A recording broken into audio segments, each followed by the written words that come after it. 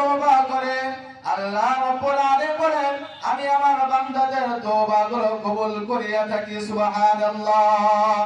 আল্লাহ রাব্বুল আলামিন বলেন কুল ইয়া ইবাদিয়াল্লাযীনা আসরাফু আলা আনফুসিহিম লা তাকনাতু মির রাহমাতিল্লাহ। হে আমার বান্দারা তোমরা আমার রহমত থেকে নিরাশ হয়ো না।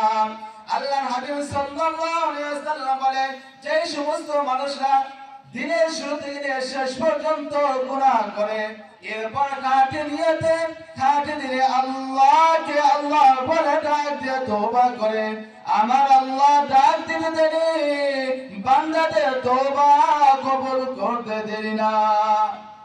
সম্মানিত হাজিরিন, দুনিয়ার একটি ফকির যদি একটা বাড়ির ভিতরে যদি বলে আমাকে ও মা আমাকে এক মুষ্টি লোকমা খাবার দাও অথবা চাউল দাও, একটা বাড়িতে যদি না যায় ওই মানুষগুলো ওই ভিক্ষুকটা অন্য বাড়িতে গিয়ে চাউল চায়।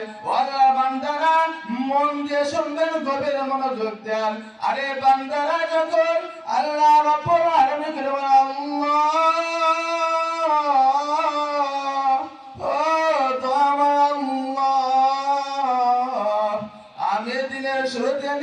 শেষ পর্যন্ত গুনাহ করেছি, আমি রাতের শুরু থেকে শেষ পর্যন্ত গুনাহ করেছি, ও দয়াময় আল্লাহ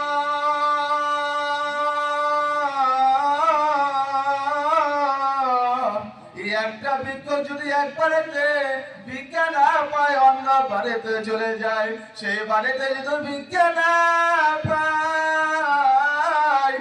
অন্য বাড়িতে ভিক্ষা নেওয়ার জন্য চলে যায়।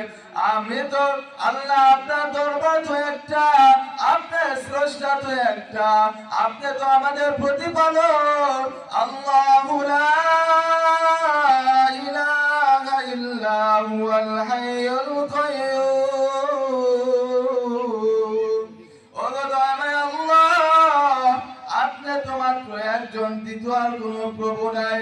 আল্লাহ আপনার দরবারে এসেছে খাঁটি তওবা করতেছি, বাকি জীবনে আর কখনো কোনো সময় গুনাহ করব না। আল্লাহ মেহেরবানি করে আমার তওবা কানা কবুল আর মঞ্জুর করিয়া না।